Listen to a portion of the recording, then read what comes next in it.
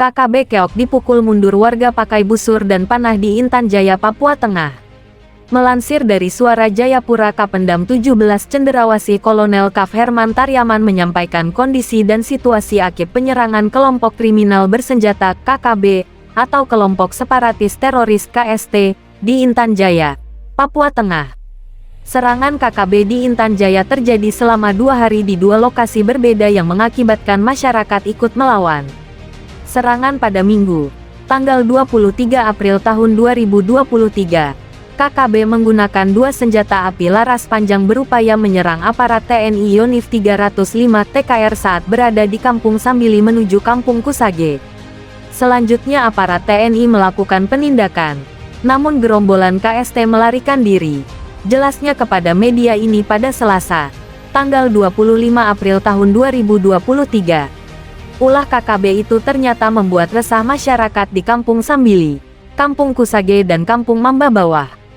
Akibatnya, terjadi keributan antara KKB dengan masyarakat.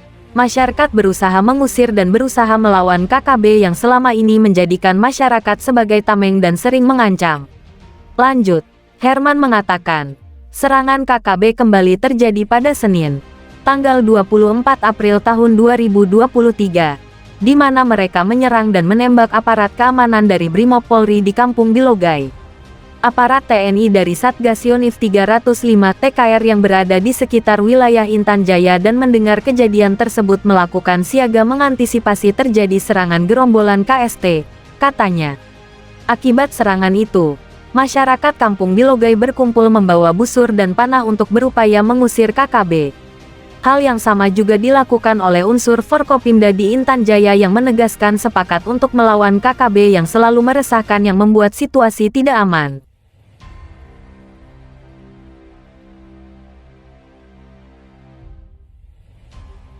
Tokoh Pemuda Jayapura katakan pemerintah tak boleh biarkan KKB tindak tegas karena sudah sulitkan kehidupan warga.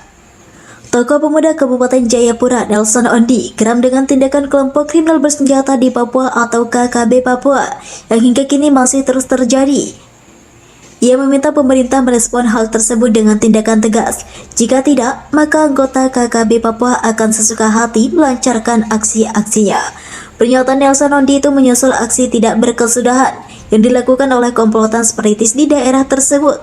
Hingga awal tahun 2023, aksi-aksi kejam KKB Papua terus mendera warga sipil dan aparat TNI Polri yang bertugas di daerah itu.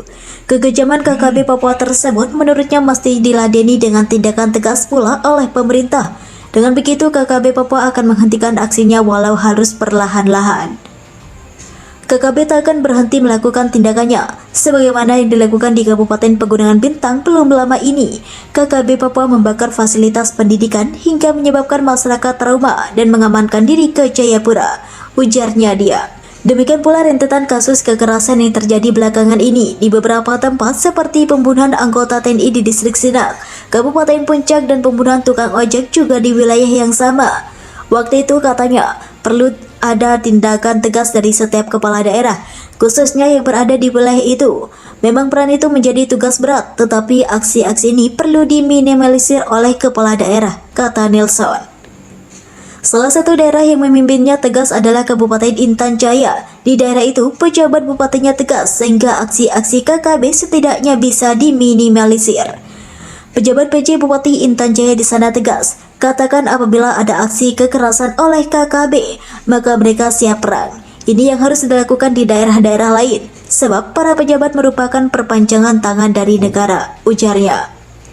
Selain ketegasan para kepala daerah, lanjut Nelson, penambahan pasukan ke daerah-daerah rawan konflik juga rasanya perlu dilakukan. Dengan adanya penambahan pasukan, maka situasi keamanan dan ketertiban masyarakat bisa dijaga dan mempersempit juga ruang gerak KKB, ujarnya. Salah satu pelaku yang diduga kuat menjadi pembunuhan Serka Jeki, anggota TNI, pada Selasa 24 Januari 2023 adalah Kalenak Murib. Kalenak Murib diduga sebagai pelaku utama pembunuhan itu. Karena pada 13 Desember 2022 lalu, Kalenak Murib juga diduga telah membunuh Darius Yumami, karyawan Bank Papua di Pasar Sinak. Anggota TNI itu dibunuh di sekitar Pasar Sinak, Distrik Sinak, Kabupaten Puncak, Papua Tengah pada sore hari.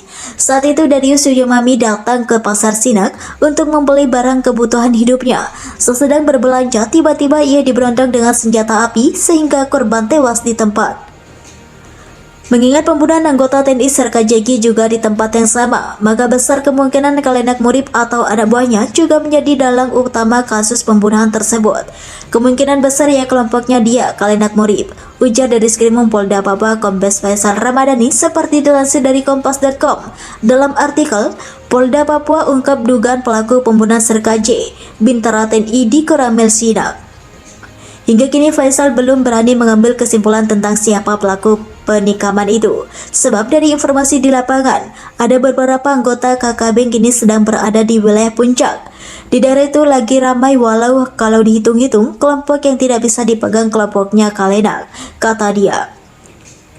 Namun Faisal menegaskan bahwa pelaku penikaman Serka J adalah kelompok yang berbeda dengan pelaku pembunuhan terhadap tukang ojek di distrik Gomi pada Senin 23 Januari 2023 lalu. Itu pasti beda, jauh sekali jaraknya, jelasnya. Kalenak atau Yonis Murib merupakan narapidana yang kabur dari lapas kelas 2A Abepura, Kota Jayapura pada tanggal 12 Juli 2021. Saat itu ia tengah menjalani hukuman penjara selama 16 tahun karena terlibat penyerangan Polsek Pirimi, Kabupaten Lanijaya bulan November 2012. Kalenak Murib juga tembak pegawai bank di Kabupaten Sidak. Diberitakan sebelumnya, Serka J, seorang prajurit TNI, gugus setelah diserang dan ditikam oleh orang tidak dikenal atau TK di Pasar Sinak, Distrik Sinak, Kabupaten Puncak, Papua Tengah, Selasa 24 Januari 2023. Kapendam 17 Garing Cendrawasih Kolonel Kaf Herman Ternyaman menjelaskan, penikaman tersebut terjadi pada pukul 17.00 waktu Indonesia bagian timur.